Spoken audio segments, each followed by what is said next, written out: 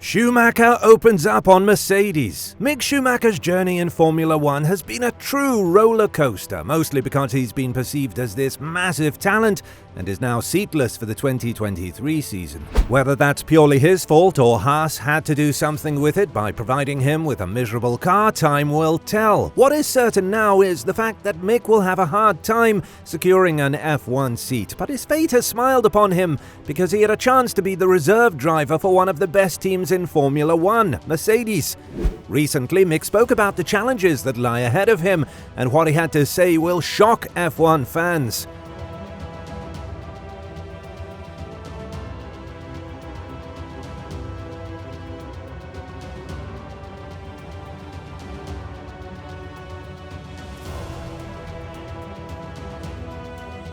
Mick has ended his 2-year stint in Haas on a bittersweet note, and thanks to him, Steiner has turned into one of the most despised people on the grid after being perceived as a rock star character. Still, Mick does have a lot to prove to the world, especially now that he's been sacked and has shown his performance under pressure is very low. True, it was a very unnecessary pressure on his shoulders, but it eventually means that in order for Mick to perform, everything needs to be perfect for him, which isn't a good thing in Formula One. Now Mick will have some quality time to spend with Mercedes, the team that won 8 consecutive Constructors' Championships from 2014 to 2021, and the team that made Hamilton equal Mick's father's record of 7 Drivers' Championships. With that being said, Mick does see a lot of potential in Mercedes and has spoken about the massive improvement that has been made in the Brackley-based factory since the last time he visited it back in 2014. Obviously, Mick's father does have a very special place in Mercedes, and the fact that Michael has brought the team to where it is now by spending 3 seasons with them,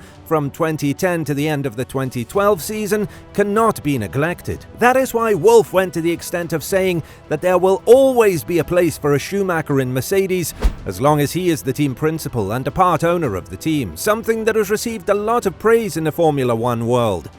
Now that Schumacher will have the exclusive opportunity to learn from one of the best to ever do it, Lewis Hamilton, what lies ahead of him? Obviously, this is just a temporary step in his career, and the next move would be securing a starting seat sometime in the future. But as of now, Mick's future does look bright. When talking about Mercedes and his future with the Brackley-based squad, Mick added, "My dad has been part of this team from 2010 until 2012, and obviously it was a lot of the foundations of what it is today. I'm very proud of being a part of it now, and hopefully again I'll be able to help them go forwards and progress and contribute my knowledge to it. The changes that are obvious since 2014, which was the last time I came here, which was a kind of sneaky visit and do my first simulator session at the time.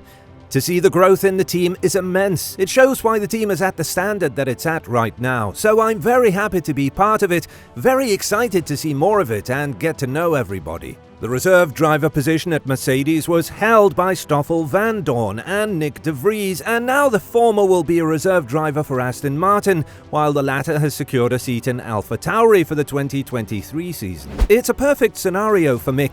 He couldn't have hoped for a better outcome now that Haas has decided to not move forward with his contract and bring a 35-year-old veteran to his place. Whether this was the right decision to make, only time will tell.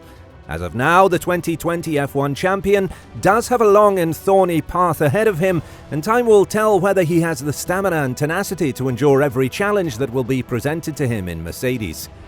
What works in Mick's favor is that he will be one of the only reserve drivers in 2023 who is well versed in the new generation cars that debuted in 2022. Mick's experience with Haas in 2022 and the fact that he scored the same amount of points as Tsunoda and is still seatless is something that will be heavily utilized by Mercedes, with the Brackley-based squad looking forward to bringing the best out of Mick and extracting the full potential out of the youngster. I guess it's not as common to have a reserve driver that has been driving the new era of cars. I know the new tires, I know what the car is about, what it needs also in terms of driving style. So hopefully I'll be able to contribute to that, but also see what the drivers need from the outside, and obviously simulator work is going to be very important. We have a lot to do, and hopefully I'll be able to contribute the knowledge that I have, but also gain a lot of knowledge for myself that I'll be able to use for the rest of my career and my life. Obviously, Mercedes would be delighted to provide Mick with a starting seat.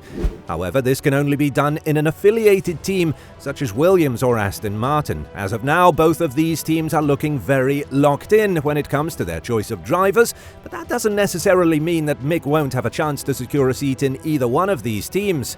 After all, Mick could hope that Hamilton will decide to retire and that he will be the first choice to replace the 7-time world champion in Mercedes, which would be a dream come true. Still, Mick could only fantasize for now, and what he stands strongly by is the fact that young drivers do not get enough time to prove themselves in Formula One.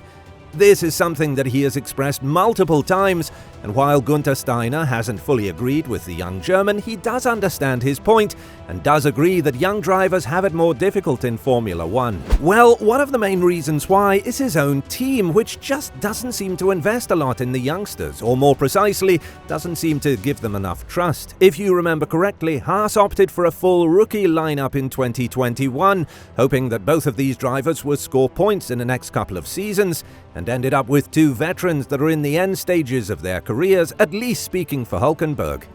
When talking about Schumacher's statement, Steiner further added, "I think he's right. In racing, 2 years is a pretty good time, but there was nothing before he jumped straight from Formula 2 to Formula 1 because there is no testing. As you can see, we've not got two drivers with experience because young drivers cannot really take risks and we cannot evaluate them like McLaren is doing with Piastri. But in the end, nobody knows how good he will be in an F1 car. He was very good in F3 and F2, but it is still a big step to perform. I wouldn't say it's a problem, but it is one of these things. How much do you want to risk? But that does mean it's still a big step to perform. So obviously, I think it is a little bit of a, I wouldn't say a problem, it's one of these things, how much risk you want to take with the car.